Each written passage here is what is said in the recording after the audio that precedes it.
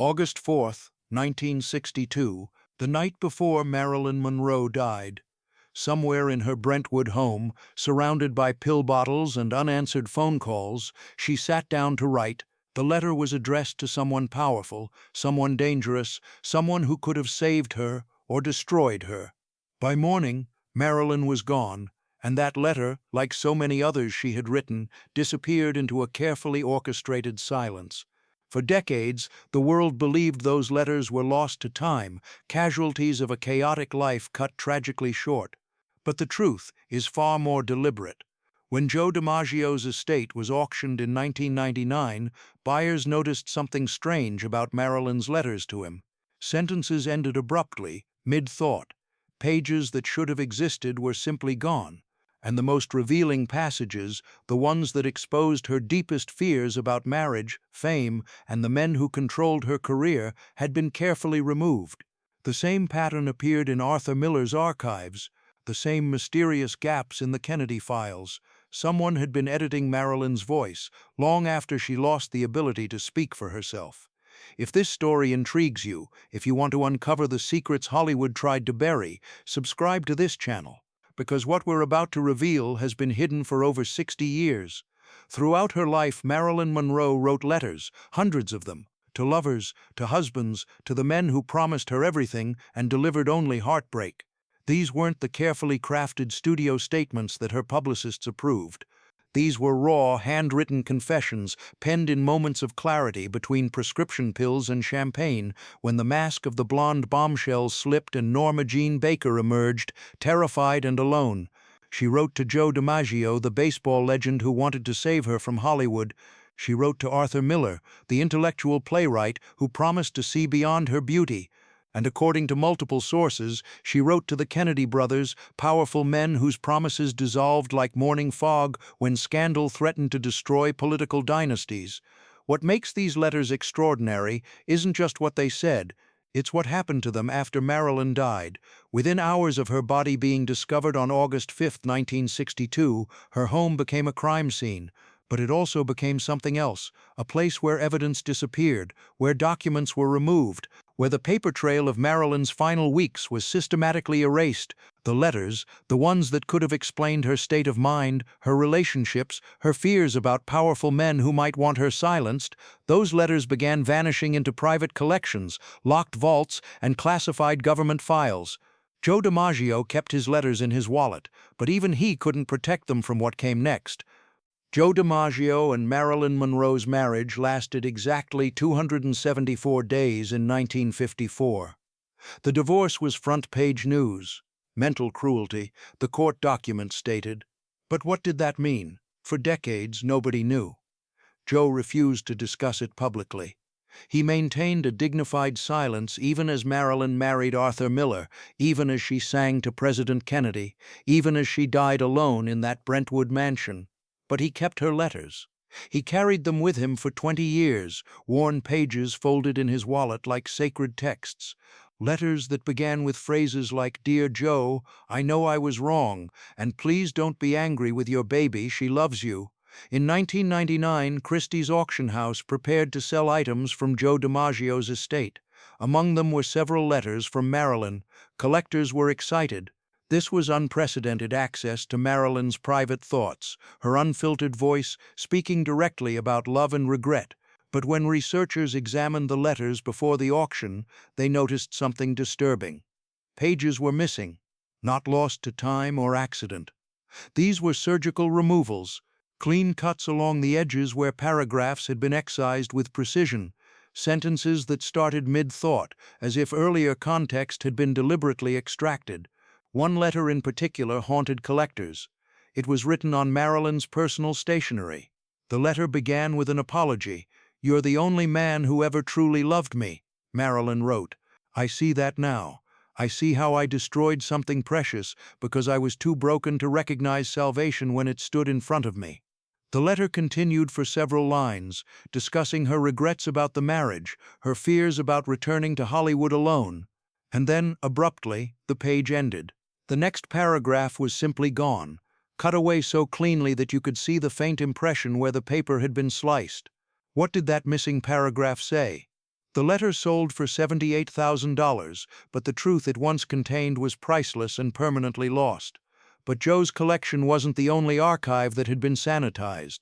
Arthur Miller's papers told an even more disturbing story. Their letters reveal an unexpected connection. Marilyn wrote to him about poetry, about philosophy, about her desire to be taken seriously as an actress and a thinker. He wrote back with genuine affection, calling her my perfect girl and promising to protect her from the vultures of the entertainment industry. But the marriage collapsed under the weight of Miller's own ambitions and Marilyn's spiraling addiction to barbiturates. When Miller died in 2005, his literary estate was donated to Princeton University. Researchers were thrilled. This was the holy grail of Monroe scholarship, except it wasn't complete. When the archives opened to scholars in 2014, they discovered the same pattern of surgical editing that had appeared in Joe DiMaggio's collection: entire pages missing from letters, paragraphs that ended mid-sentence, and most suspiciously, all references to Marilyn's psychiatric treatment had been removed. One researcher noted that a letter from Miller to Marilyn, dated sometime in 1960, included a typewritten passage that read, "Dearest wife, please, if I have ever made you cry, forgive me." The letter continued with reassurances about her talent and beauty, but then the handwritten portion, the part where Miller presumably responded to something specific Marilyn had written to him, was simply gone. The page had been carefully cut, and the missing section was nowhere in the archive. What had Marilyn written that required such thorough erasure? The Princeton archives offered no answers. Someone had curated Arthur Miller's legacy, and in doing so, they had silenced Marilyn Monroe one final time. And then there were the letters that never appeared in any archive at all. The alleged relationship between Marilyn Monroe and President John F. Kennedy is one of Hollywood's most enduring legends. The famous Madison Square Garden performance in May 1962, where Marilyn sang "Happy Birthday, Mr. President" in a dress so tight she had to be sewn into it, fueled decades of speculation.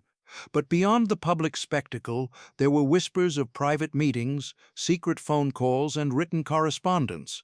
Some sources claimed the relationship extended to his brother, Attorney General Robert Kennedy. And according to these accounts, Marilyn kept records, she wrote letters, she documented conversations, she may have even kept a diary, bound in red leather, where she recorded intimate details about her time with the most powerful family in America. In 1982, 20 years after Marilyn's death, a private detective named Milo Spiriglio made a stunning announcement. He claimed to have evidence of a red diary. According to Spiriglio, this diary contained explosive information, details about her affairs with both Kennedy brothers, transcriptions of conversations where Robert Kennedy allegedly discussed classified government operations, including CIA plots to assassinate Fidel Castro, and most damning of all, Marilyn's growing paranoia that she had become a political liability, that powerful men were monitoring her phone calls and considering ways to silence her permanently. Spiriglio's claims made headlines. The Los Angeles County District Attorney's Office even reopened the case briefly. But then something strange happened. The red diary never materialized. Spiriglio couldn't produce it. And when the district attorney's office concluded its review, they announced that no credible evidence of the diary existed. The whole thing, they suggested, was likely a hoax. The case was closed again, and the red diary, if it ever existed, remained lost. But absence of evidence isn't evidence of absence, and the pattern of missing letters suggests something more deliberate than coincidence. Not everything disappeared. In 2010, a book called Fragments, Poems, Intimate Notes, Letters was published, compiled from papers that Marilyn's acting coach Lee Strasberg inherited after her death. But even this curated collection felt incomplete. Sentences trailed off, thoughts seemed to start in the middle of larger conversations, and crucially, almost nothing in the fragments addressed the final 6 months of Marilyn's life, the period when her relationships with powerful men were at their most intense and dangerous. Lee Strasberg died in 1982. His wife Anna inherited the Monroe estate and controlled access to all remaining papers. When Anna Strasberg finally authorized the release of the fragments, she claimed she was honoring Marilyn's artistic voice, but critics wondered if she was also protecting powerful people whose reputations could be damaged by Marilyn's unfiltered observations. When you step back and look at the complete picture, a pattern emerges. 3 separate archives showing the same evidence of careful editing, letters with missing pages, paragraphs cut with surgical precision, contexts erased so thoroughly that later researchers couldn't even reconstruct what had been removed. And in the Kennedy case, letters that multiple sources referenced but that never appeared in any public collection at all. This isn't the random chaos of a disorganized life. This is systematic curation. Someone made deliberate decisions about what the public should know about Marilyn Monroe's final years. The question isn't whether letters were destroyed. The evidence for that is overwhelming. The question is who destroyed them and what those letters revealed. Joe DiMaggio had motive to edit Marilyn's letters, not for sinister reasons, but for protective ones. He loved her. When she died, he took control of her funeral arrangements, banned Hollywood celebrities from attending, and sent roses to her grave 3 times a week for 20 years. If Marilyn's letters contained passages that made her look foolish or desperate, Joe might have removed them to protect her dignity. Arthur Miller had different motives. By the time his papers went to Princeton, Miller had been married twice more. He had built a reputation as one of America's greatest playwrights. His marriage to Marilyn was a footnote in biographies. If Marilyn's letters revealed too much about his own weaknesses, his inability to handle her mental health crises, Miller might have wanted those details gone. But the Kennedy letters, if they existed, represented a different category of threat entirely. The Kennedy family in 1962 was American royalty. A scandal involving Marilyn Monroe wouldn't just embarrass the family. It could destroy political careers, potentially even affect Cold War diplomacy if classified information had been leaked. If Marilyn wrote letters that documented their affair or revealed sensitive government secrets, those letters represented a national security risk. The FBI was already monitoring Marilyn. If she died with compromising documents in her possession, those documents would have been seized, classified, and buried so deep that no Freedom of Information Act request would ever uncover them. This brings us back to August 4, 1962, Marilyn's last day alive. Multiple people spoke to her that day. Her psychiatrist visited in the afternoon. Her housekeeper was present, and according to some accounts, Marilyn spent part of that final evening writing, not just making phone calls or taking pills, actually sitting down with pen and paper, composing thoughts she wanted preserved. The housekeeper claimed she saw Marilyn with letters. Other witnesses reported seeing documents on her bedside table, but by the time police arrived after her body was discovered, those documents were gone. But what if she was writing to someone specific? What if that letter was addressed to a man powerful enough to make evidence disappear? Some researchers speculate that her final letter was to Joe DiMaggio, a desperate plea for him to rescue her one last time, but others point to the phone records. Robert Kennedy was in Los Angeles that weekend. Some witnesses claim he visited Marilyn at her home on August 4th. If that visit occurred, if they argued, if Marilyn felt threatened or abandoned, she might have written to him afterward, not a love letter, but an ultimatum, or a threat. Within hours of Marilyn's death, her home was secured, but multiple people had access to the house before police established proper protocols: her psychiatrist, her housekeeper, her publicist, her lawyer. And according to some accounts, men in suits who identified themselves as federal agents, each of these people had opportunity to remove documents. By the time the house was thoroughly searched, any letters Marilyn had written in her final days were long gone. The same pattern repeated across all her papers. Joe DiMaggio took possession of personal items from the house. Lee Strasberg inherited everything else as executor of her estate, giving him complete control over what survived and what didn't. And if federal agents were involved, documents would have bypassed the estate entirely, buried under layers of classification that won't expire for decades. What makes these missing letters so tragic isn't just the historical mystery they represent. It's what they took from Marilyn herself. Throughout her life, people spoke for her. Studio executives crafted her image. Directors told her how to move and speak. Journalists invented quotes. Even in death, other people have controlled her narrative. Biographers interpret her choices, documentaries analyze her psychology. But Marilyn's own voice, her private thoughts expressed in moments of honesty and pain, those have been systematically silenced.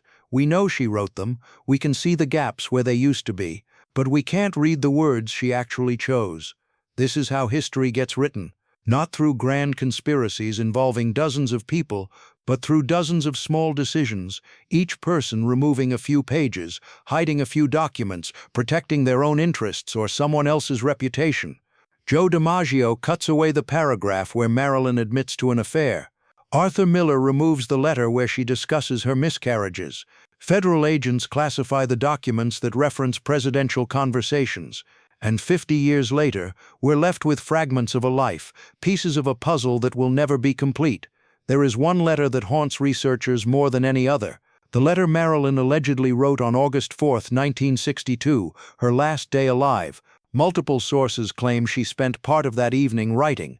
Phone conversations with friends were interrupted, as Marilyn said she needed to finish something important. But no such letter was ever found. Not in police evidence, not in estate papers, not in any archive. If that letter existed, if Marilyn poured her final thoughts onto paper hours before swallowing enough barbiturates to stop her heart, then that letter represents the ultimate missing piece. Her last words, unfiltered by handlers or interpreters. Maybe that letter was destroyed because it named her killers, if she was murdered. Maybe it was destroyed because it revealed state secrets. Or maybe it was destroyed simply because someone decided the world didn't deserve to know what Marilyn Monroe was thinking in her final hours. The missing letters of Marilyn Monroe aren't just a mystery. They're a silencing, a systematic erasure of a woman's voice by the men who claimed to love her, the government that feared her, and the industry that exploited her. We can see the evidence of what's been lost, the razor-thin cuts in Joe DiMaggio's collection, the missing pages in Arthur Miller's archive, the phantom documents that FBI files reference but never produce. Each gap represents words Marilyn chose, thoughts she committed to paper, truths she tried to preserve, and each gap represents someone else's decision that those truths were too dangerous to survive. 60 years after her death, we're still listening for Marilyn Monroe's voice, but the letters that could have let her speak for herself were edited, hidden, and destroyed. The question isn't just what those letters said, it's who had the power to make them disappear, and what they were so desperate to hide.